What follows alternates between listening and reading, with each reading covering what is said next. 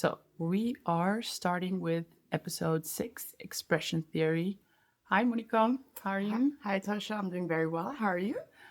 I am well. Yeah, we're in the Netherlands, so it's fun. We're all cozy inside and we're ready to talk about I'm excited about talking about today's episode. Expression Theory. So, welcome to the Sciarone Salon, where I, Tascha Sciarone, an art historian and elder sister, attempt to explain art and philosophy without fighting to my younger adult sisters. I'm Tascha. I'm Monica. And today I'm dragging my sister Monica into the deep end of Tolstoy, Croce, and Collingwood's mind. Monica, are you ready to have your worldview shattered?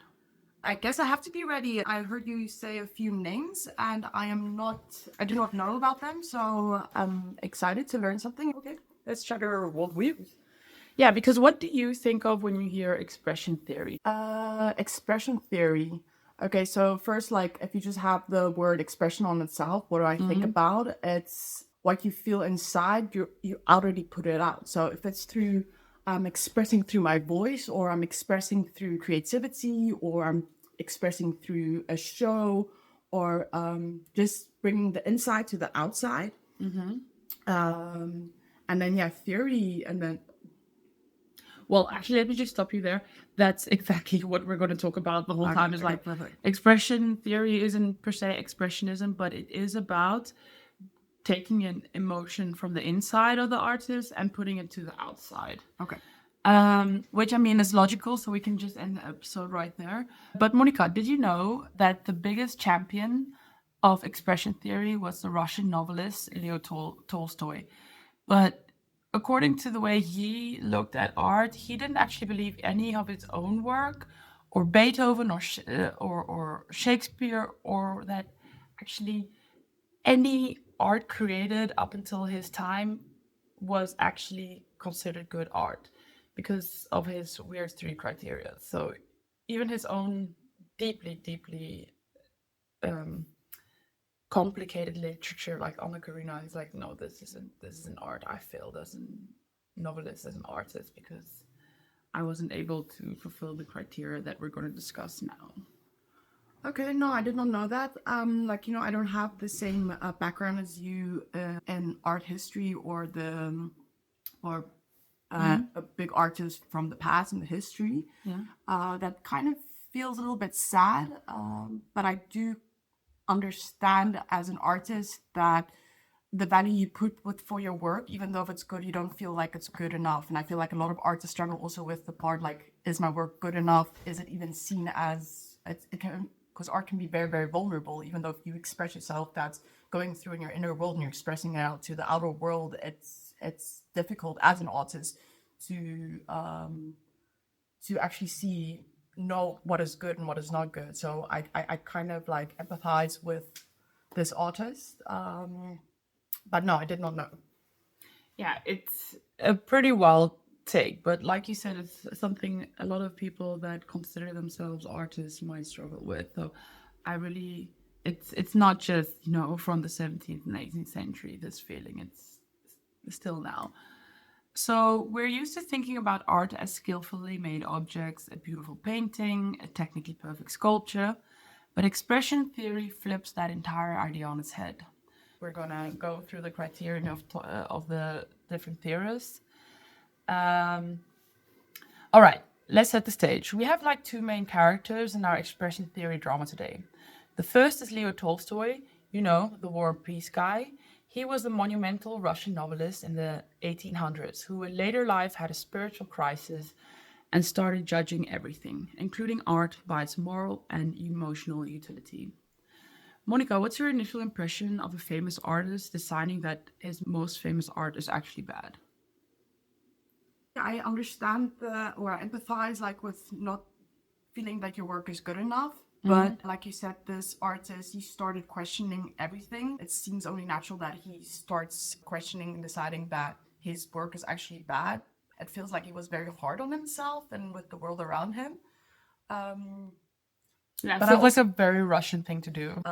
but how other people perceive your work is not initially the same as how you feel about it. So it can still be good And even though you feel like it's not good enough, I feel like you can go to like the deep ending from your own value, how hard you are on yourself and on your work and the world around you. It's quite vulnerable if you do express yourself and put your work out in the world. It's very, very vulnerable. So I understand it, but I do feel like there can be a sense of more softening um, in the approach of how you look at your work. Because sometimes you just create for creating, and this doesn't really matter if it's good enough or if it's not good enough. I already took the step to create as well, and I feel like that's already like a beautiful. That's all. It can be already enough. But this is from a more of a softer approach. But that is very nice to have that type of soft approach, because I also see that with other artists that I work with.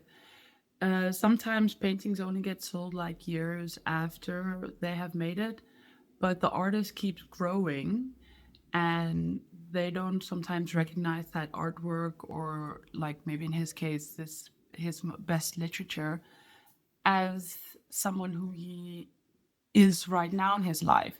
So it's just like saying, I reject the system I mastered, you can say, or you can be like, oh, I've grown as a person away from this, and I have other theories or ideas of what makes good art. That was just a moment for me in my life of what I then understood to be good and better.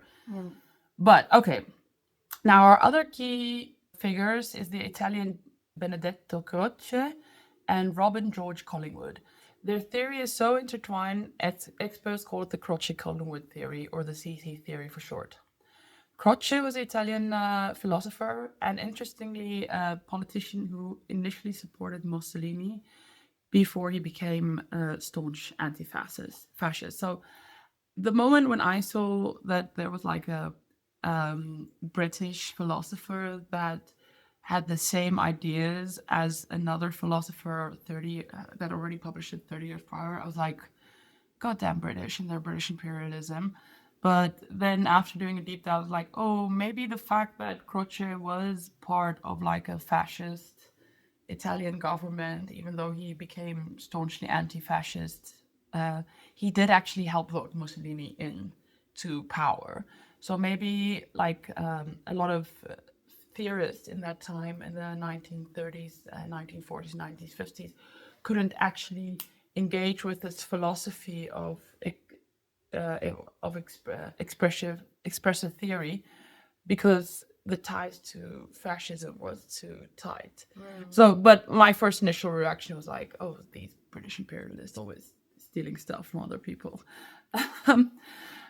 Ouch. But both were obsessed with history and the human spirit. So both Collingwood and Croce. What if art isn't about the physical object at all? What if art is about the internal expression of the artist's emotion and intuition? Monica, does it surprise you that a theory about personal expression has linked to political movements like fascism? And how do you think that that context may have affected how people viewed ideas of the time? So I wrote this question when I was like doing my mood board, or like, okay, but what, like I just explained, like, is this connected to fascism? Is that why they couldn't use it? But this is not what this is about. So I'm gonna first break down the idea of expression theory instead of asking you, how do you feel about it? During that time. Okay, let's take a step back and stay to the course. Okay. Okay, thank you so much for being understanding, Monica. Like, I think the biggest challenge for me is not to go off tangent. But so let's break this down. We're moving an expression theory away from the ancient idea of mimesis, which the previous episode was about, that art is an imitation of reality, to expression theory. The accent is no longer on the object being depicted, but on the subject, the artist. The central relationship is no longer the artwork in reality, between the artist and the artwork. So the goal is no longer to show us what a tree looks like, but to make us feel what the artist felt about the tree. This is why we love art that moves us. A perfect photorealistic drawing of a tree might be impressive, but if it doesn't evoke emotion, is it really art from this viewpoint? Okay, so I feel like art has different categories. So like if you just literally draw a tree, like for symbolizing this is a tree, I feel that takes a lot of like skill set, but it's also I feel like important in the craft of creating. But also if you can even put it on a deeper layer, because feeling is not always something that we can see, because you can see an expressive if somebody's crying or somebody's mad. You can, but the feeling is also you feel it. Yeah, you feel it in your body.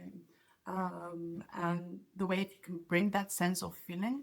So let's say you're looking at this tree. I'm the artist. I am observing this tree, but this tree feels so majestic, and it's a kind of like nourishing feeling I get by sitting or looking at, observing at this tree, and this sense of awe and majesty. How do you put that feeling that I feel in internally and put it on canvas so that is also like I think where the form of expression then comes through, like without thinking too much in the mind with the skill set, because you need the skill set also to create, but not it's not always the main focus. So I feel as an artist being able to put that feeling you get and that the other person can perceive that back through the artwork that you've created. You said you didn't know who Collingwood or Croce was, because this is actually what you're saying now completely encompasses what they did in long philosophical texts about that. Okay, the artist needs to remember the emotion, then articulate the emotion. But you're also saying technical skill is also important, because Collingwood and Croce says like, no, it doesn't matter like if you have no technical expertise or don't know how to, it's more important what's in the artist's brain. So I really like that you've already like, well, I mean, we're obviously already 100 years later after the expression theory of Collingwood, and even 300 years, 250 years after Tolstoy. I can't do math. That's why I became an art historian. I'm so sorry. Like that is my personal approach, because I have struggled because I have played like more of an abstract way of just without thinking and just creating, and then I'm just like, this is so weird. This artwork's so weird. So maybe this is my own like what is a good work and what is not a good work.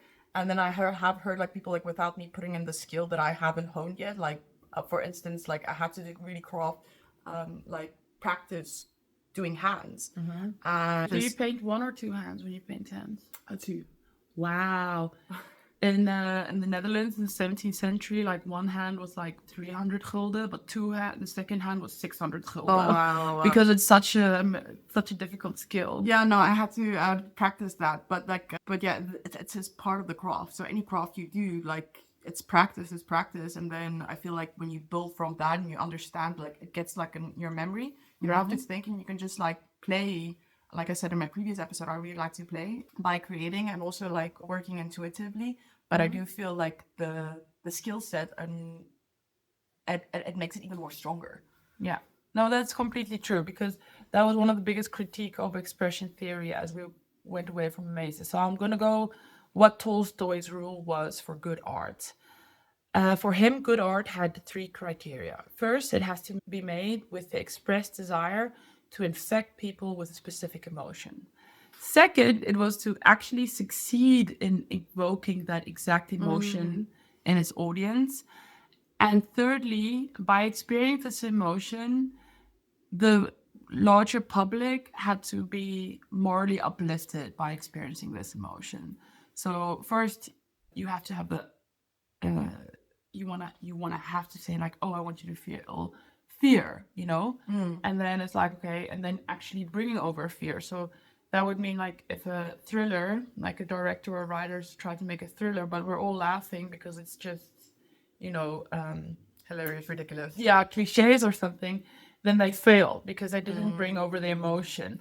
And then thirdly, you could say like feeling fear, for example, would be morally uplifting because it's in a safe environment of watching a movie.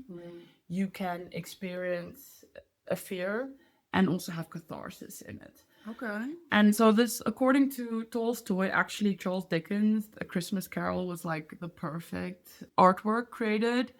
And while I was first reading Tolstoy, I was like, that means like one of my favorite Christmas movies. Actually, all Christmas movies are good art, even though we see mostly Christmas movies as like a D-tier form of film.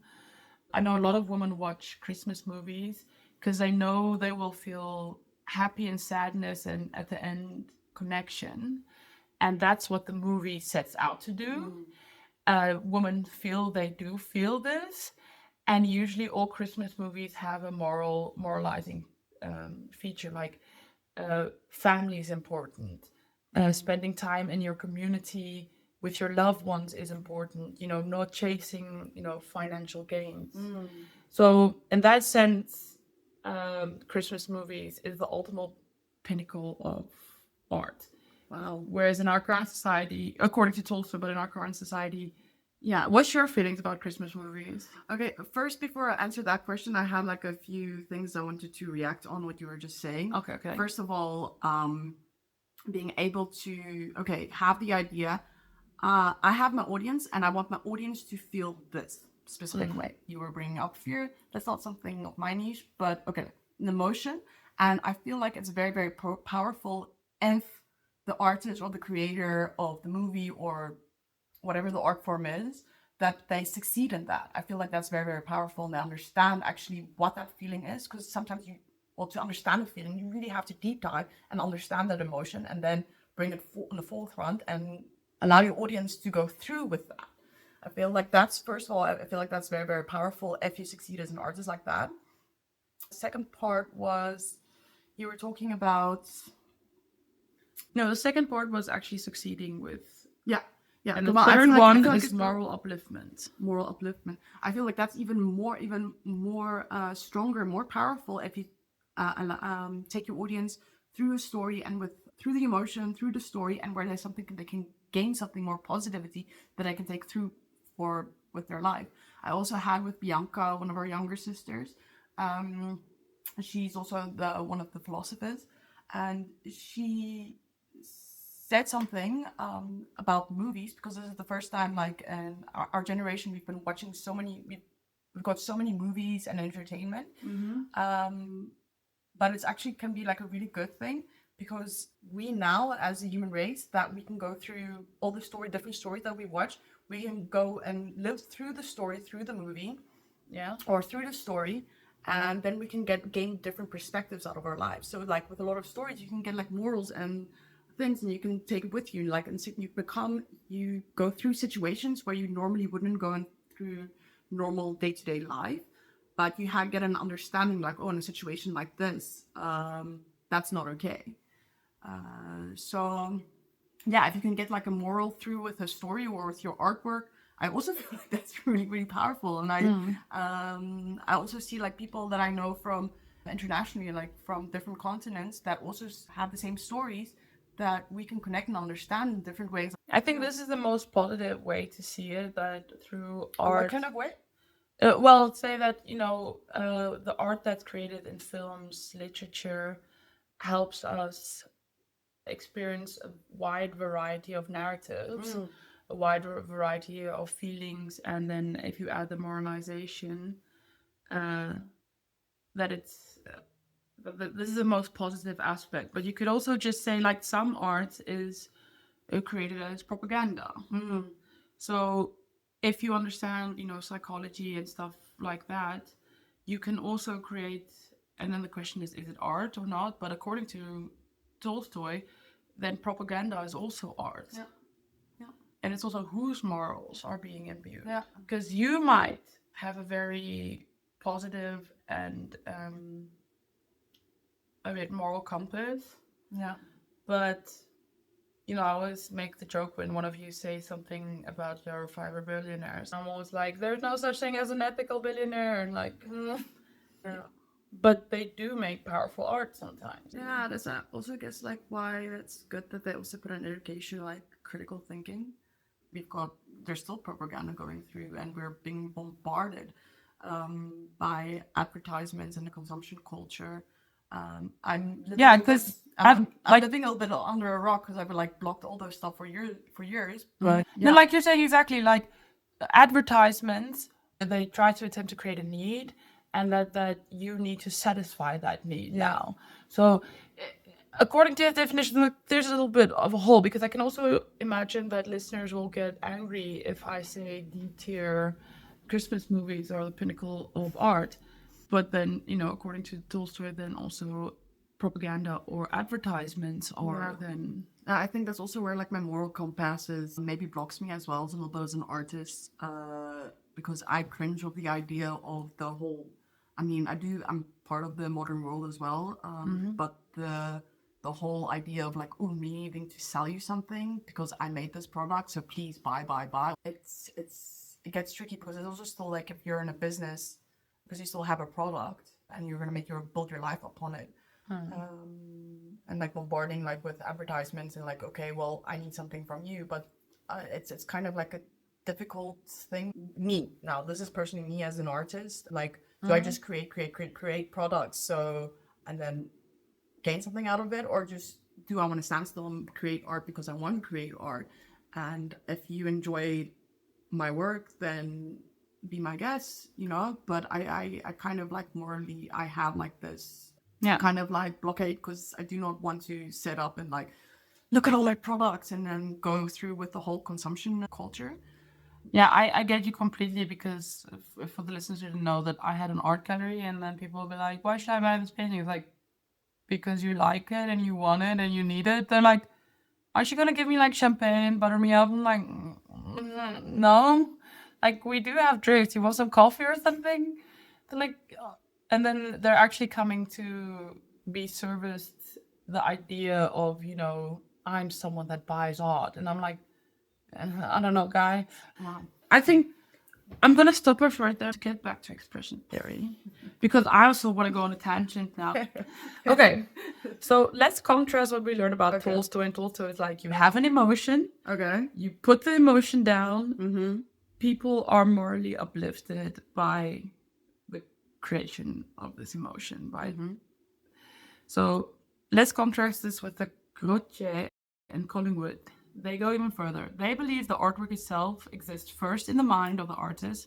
So that's actually just like, also sort of like Plato saying like the ideal cup is first the idea of a cup, and then the crafter creates a cup, and then it's a second degree from the ideal of the cup. So they're still like, in your mind is the best version of what art can ever be. Just like Plato said, like, in your mind, that is where the original idea exists. And that's where they're coming from. Then Croce-Collingwood also says that the physical painting or a song doesn't even need to be created or be good for it to exist as art.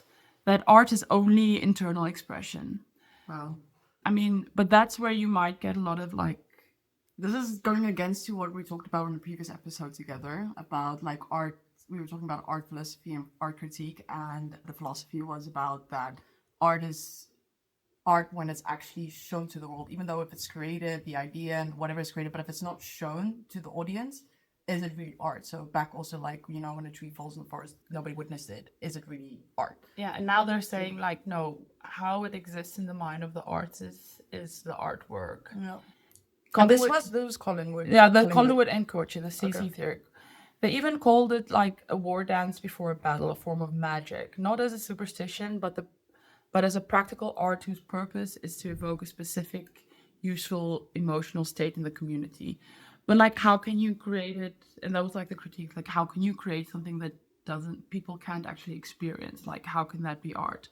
But this idea of art as an internal expression leads to the key concept, the paradigm. A paradigm is the framework of understanding through which we see the world. And they are at the end of one paradigm. Like, it's a paradigm shift. Is like, okay, no, we believe that walnuts, because it looks like a brain, is good for our brain. And now we're like, okay, no, now we're first going to test if a walnut is good for our brain. Yes, it is good for our brain, but not because it looks like a brain. You know? So it's a paradigm shift or epistemological shift. Like, it's a different way of thinking. So it means like our subjective experience, our knowledge, our culture, that's our paradigm. The CC theory suggests that to truly get an artwork, we all need to access the same paradigm. We have to come from the same emotional and intuitive space, that the artist was in when they created it. So you really have to step into the shoes. Like, imagine, you just lost your mother, you just went through a famine, and you really wanted to, you have to, for the audience to get the art, they have to step into the same exact mental and emotional framework as the artist. So, Monica, if the art is truly in the mind of the artist and we can never fully step into their mind, does that mean that we can never truly experience their art? How does that sit with you? Okay, first of all, I want to react to if you, as an artist, can actually allow the person, the audience, to go through the exact emotion or the understanding through it. I'm going to react the same. I feel like that's very, very powerful, and I feel like that is really, really great craftsmanship. Great. If you really want to allow them to go through the whole experience, so it goes through the whole process, and if you just look at emotion on itself, there's like this few, I don't know who says it, but like kind of like, so like if you look at emotions as waves, like the ocean, some of them are big and chaotic and crazy and like very, very intense, and some are like just like very relaxing on the beach, and soft. So it's like emotions, they come and go. So it's not like they fully have to like, I'm this emotion, this is exactly how I am. But if you can allow the whole waves of experience that you've gone through your internal world, and being able to allow the audience or the other person to go through that whole experience, like going through the experience of the emotion safely, because also actually in a healthy way to process emotions, you need to actually go through it. You don't have to actually be consumed by the storm of the ocean, but just allow safely, or like just to process through it. I feel like it can also be like quite therapeutic as well, in the sense if you can craft that experience through your artwork. I feel like that is I think that's amazing, and that's something that I would love to be able to allow myself to safely guide people through a beautiful experience, even though if it's intense or not. Which medium do you think lends itself to the best? Because this catharsis you're talking about, like safely experiencing emotion, and being guided through it, that's what happens in a lot of Christmas movies. Yeah. So movies does it, but I want to say with writing, actually. Yeah. I've heard also a lot of people having stories like they will read a book, they will be so into the story, and they will process it like what is going on there, and then there will be a movie that would have been made out of that book, and the experience for the reader and the viewer is completely different, and you will always hear that the book is better than the story, because you go through your own emotion, you go through your own mind, the story, you go read through the story, and then you process it internally as well with your own visions, and where you can connect with the characters and their story. So I feel like writing, because it also gives a window of your own experience and your own filling in the gaps of where the story in a movie, you also go through the process, but the vision is brought to you. Yeah. Does that make sense? That makes a lot of sense. But I also have like with processing emotions through just painting. I've done that many times with my own work as well. But that's a different experience. That is more like a silence of also viewing and just allowing new things to come up with through just an artwork. Yeah, because this whole podcast is about viewing things through different lenses and how different philosophies and theories impact how we view the world. And what I'm hearing a lot from you now is that you have synthesized a lot of this approaches like that we are learning now in expression theory, but you've actually also already internalized, like, because we're going to get to what they did right still and the critiques on it. And every time I hear you talk, I'm like, oh, you're already looking at, okay, this was a critique of it. Like, okay, the medium is important. The medium does sometimes change it. Some mediums lend themselves better to creating this. But they were just like, nah, everyone can make art. I know I have vivid imagination. Like sometimes I can I can feel like I'm soaring in my mind, like sometimes I feel like I'm like one of those explosive rockets from Mulan, like the with the dragon. And I can in my mind's eye I can soar over cloudscapes, mountainscapes, and those mountainscapes are informed by videos I've seen, movies I've seen, tourism ads. And sometimes I just, because my mind races a lot, I'll just let myself see how far my little dragon face thing. I don't know why it's just like there's no back. There's just one front, and it's like the Mulan dragons, but then more realistic, more plastic sometimes. And it's so vivid and it's so crazy, but I can never replicate that vividness and that feeling of soaring and soaring and soaring and soaring and soaring and soaring and experiencing these vivid mindscapes.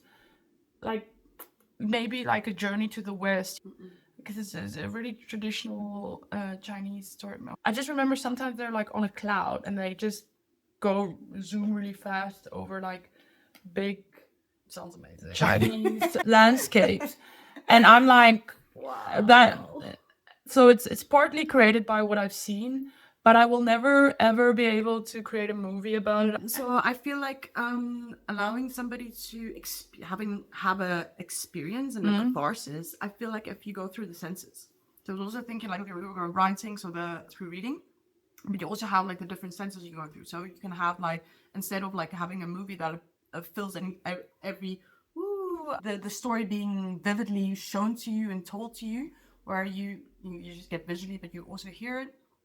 But you have different ways also going through an experience through the senses. So that's through smell, that's through taste. Also like why a lot of restaurants, upstar restaurants, it also gives a whole experience with the taste, with the textures. I feel like that's also an art form of also on its own. You can go through an experience through the senses, and with music. Yeah, we all go through, like, you can, I think one of the most beautiful ways also to allow yourself to process and go through an experience. Yeah, and so I was also last I went to a concert. It was a trumpet player, and it was just like there was no words singing. There was trumpet, and the artists were just, they were so in their vibe, and they were putting the whole like their whole show, and then just with the music. I mean, I wasn't even like even looking at them. I think I was also going internally, and I was just like going through the music. I was going through my whole experience by this beautiful orchestrated band. So yeah, I think you can bring people through expression of art in different ways, but I feel like if you really want to go make them through them, through the senses. That's my answer. So, what did expression theory get right? Its huge strength is that it explains why we connect with art that isn't necessarily beautiful in a traditional sense. Think of Van Gogh's swirling, frantic stars. We don't love it because it's a perfect depiction of the night sky. We love it because we feel his passion, his turbulence, his unique way of seeing. It gives us a window into Van Gogh, the artist's soul. It also democratizes art in a way. Tolstoy argued it wasn't just for the elite who understood technique. If it makes you feel something, it's doing its job. This theory validates abstract art like Kandinsky and the Blaue Reiter group, who were trying to paint music and emotion directly into emotion and motion directly into the canvas. It's not a mimesis of reality, like an imitation of reality, but a mimesis and imitation of the inner reality, like of dreams and emotions.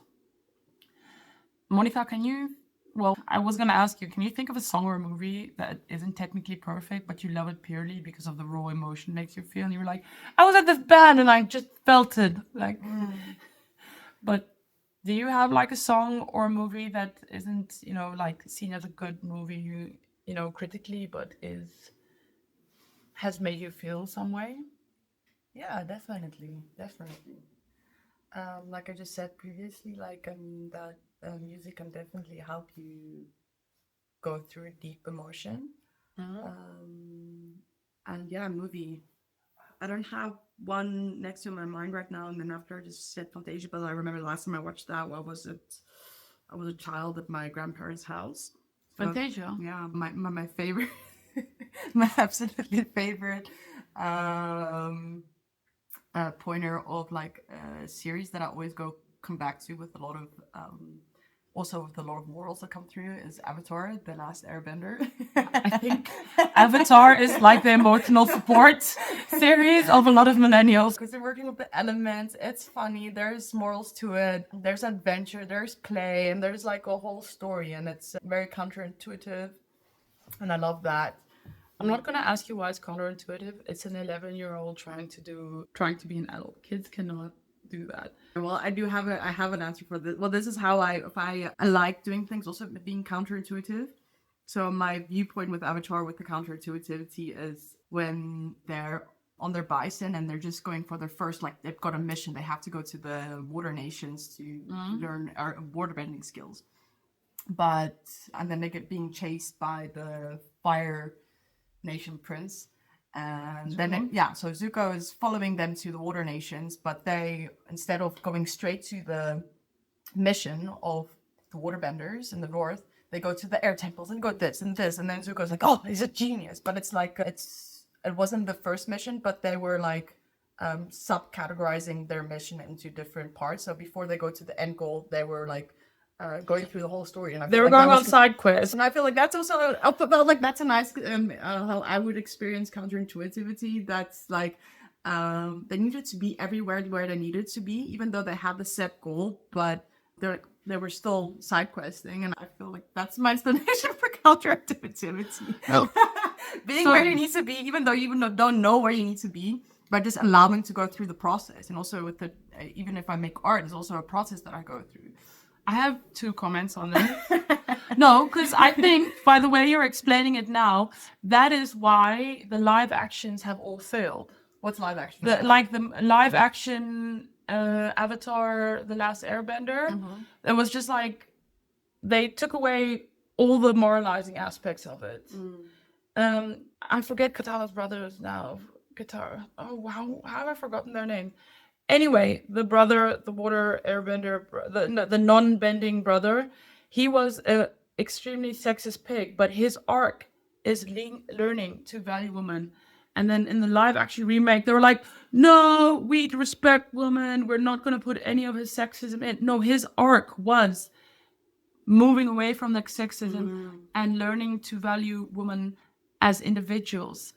I feel like as people... I want to finish my thing. Oh, sorry, my apologies, go. So I think what you just said is that's why the live action have failed, because they take away a lot of that moralizing.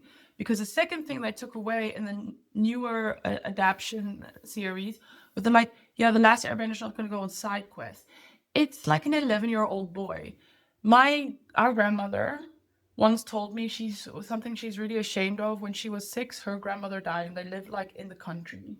They had to go to the neighbors and tell, hey, grandmother died, so the neighbors can go get the doctor or the person that's supposed to do the autopsy. And she says one of her biggest shames in her life is she and her sister walked that 3 to 15 kilometers to the next farm. And it took a while for her to get there because she and her sister kept on playing in puddles. I love that. And she's like, that's a big shame of hers, that she as a 6-year-old child couldn't keep her mind at the task of hand, quickly telling that your grandmother died. No, this is what 6-year-olds do. They were like, their object permanence isn't like that. So that, all the points you were making is like, okay, no, this is actually why the new reboots and live action aren't good art, because they take away moralizing items. Wait, yeah, what did you want to say? No, it doesn't matter anymore. I can't remember. Okay, I'm sorry. I thought it was rude. Okay. No, it's fine. Now for the fun part, tearing it all down.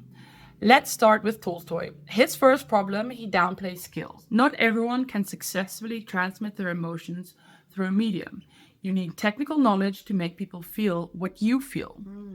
Second, and that's already what you said yourself. You need tool sets to be able to do something, because you can have like an idea in your mind, but if you don't have the tools to create, like, I mean, let's just make a simple gesture. Okay, I want to create a frame for a photo or for this painting. Like, if I don't have a tool set to create that, I mean, I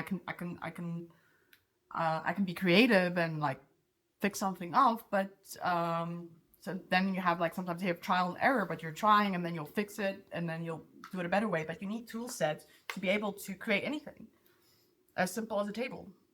Yeah, and that's also why, people are like, oh, AI is democratizing art. It's like, no, it's important to actually practice your skill set. Like, oh, AI will make everyone be able to create art with democracy. Like, already 200 years ago, like, if we say all art, is art because you're not thinking hard enough about understanding this art, yeah, that is not democracy. You have to actually be able to do a skill. Yeah. Second, the contagious emotion idea is actually dangerous. We already got into it, like, that can also be used for propaganda. Not everyone has, the same moralizing feelings. We can also then, create ads that evoke an emotion that makes you feel something, that makes you go into action to feel something. Yeah. So, like, a demagogue whipping a crowd into a frenzy is also spreading a contagious emotion. Does that make it good art? And third, the moral uplift clause is a problem. Morals change. Is an artwork great in one decade and bad in the next because society's morals shifted? Tolstoy's own standard led him to dismiss almost all classical art, from Michelangelo to Mozart. So, Monica, if we use Tolstoy's rule, what beloved piece of art or book or song or painting would you have to defend as actually being bad art?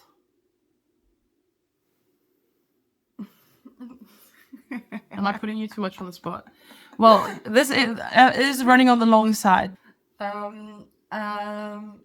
I can't bring like a famous Shakespeare's person. bad. Michelangelo's bad. And my first thing was like anything that makes me feel like like really bad. But I mean, it's still evoking emotion. But the several last museums I've been gone to, like, I eternally do not feel good with the work I see in museums, even though if it's like new modern artists, because there's a lot of, even though it's pretty colors or not, but it's like sad paintings. It's sad.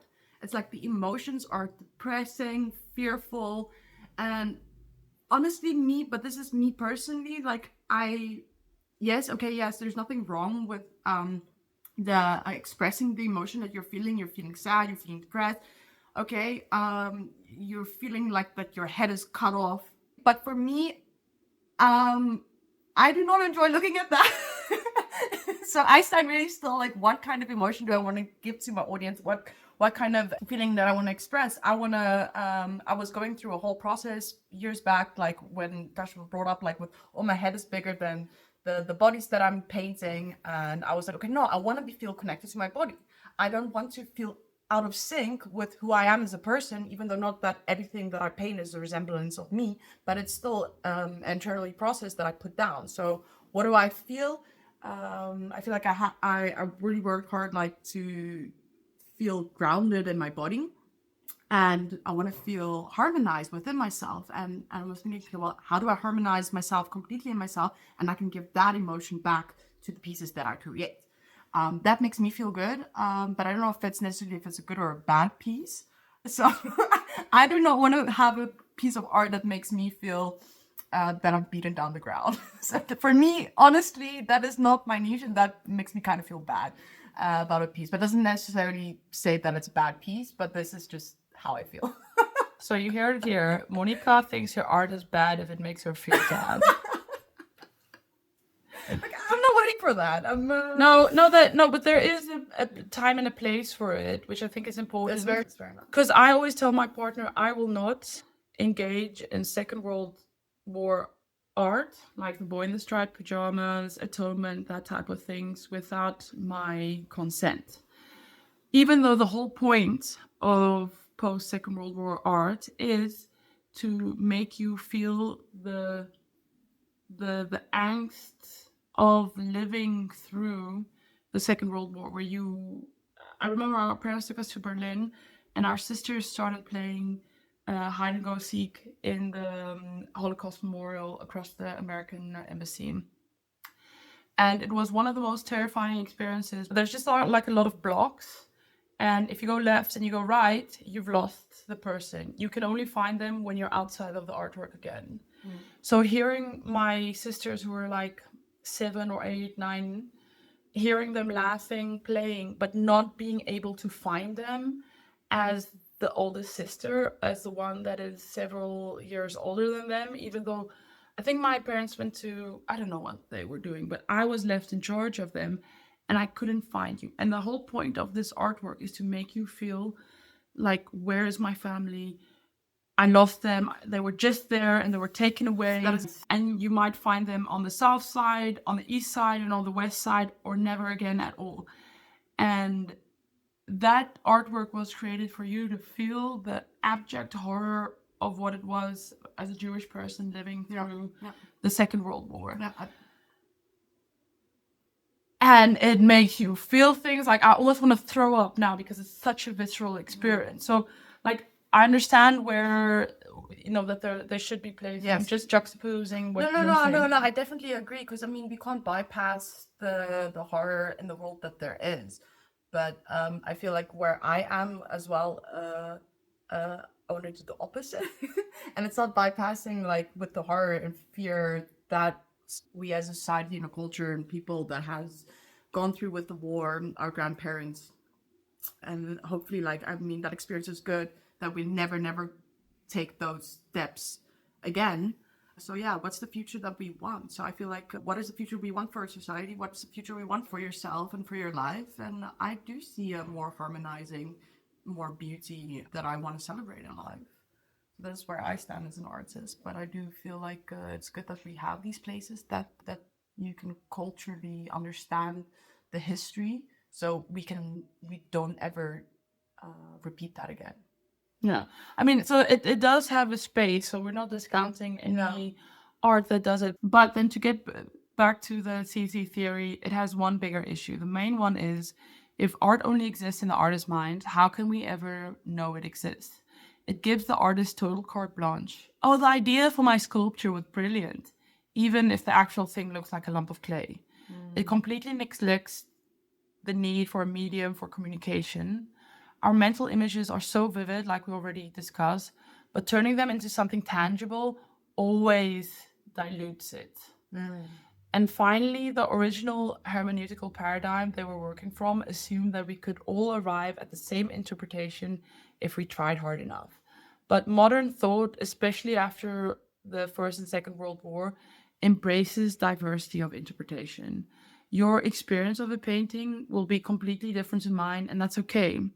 Expression theory in its original form can be rather rigid and conformist, which is logical as seeing in the time frame that it was born in. Well, it was like still born in the interbellum periods and before that. But we've moved away. Like, even Monica, as an intuitive artist, has already like internalized this expression theory already. Looked at, okay, the main critiques of it. No, we have to have technique. We have to have mastery. We have to, all the things that the original expression theory said, like, no, you don't need to, be good at making music to make music that really moves people, because the audience just has to try hard enough. Okay, so we want to hear from you, our listener. Our questions for the audience is this: is expression theory more relevant than ever or completely obsolete? Does this actually legitimize AI art? That it's, yeah. What are your feelings about this? Is true expression of intuition, or is it just a performance? Let us know what you think and send us an email to the Sciarone Salon at gmail.com, and we'll read your responses in our final episode. The Sciarone Salon is and then Sciarone, Sciarone, and then Salon, Salon, at gmail.com. Thank you guys for listening. Yeah, thank you so much. I really, really enjoyed this episode. Thank you, Tascha. I hope you guys also enjoyed this episode, and I hope you also are like thinking, what is expression? What's the expression theory? If something you can use in your own daily life. It's like expressing how you dress, express how you make your food. Yeah, no, I really, really enjoyed this. Thank you so much. And then I'll see you guys next time. Yeah. And if you're listening to all these episodes in chronological order, the next time we're talking about formalism with a guy named called Hanslick and another called Bell and another called Fry. And all of them say art is not self-expression. Oh, okay. Bum, bum, bum. I'm curious to hear about that, how that goes. Okay, I love that. So, to all of you listening, thank you for joining the conversation at the Sciarone Salon.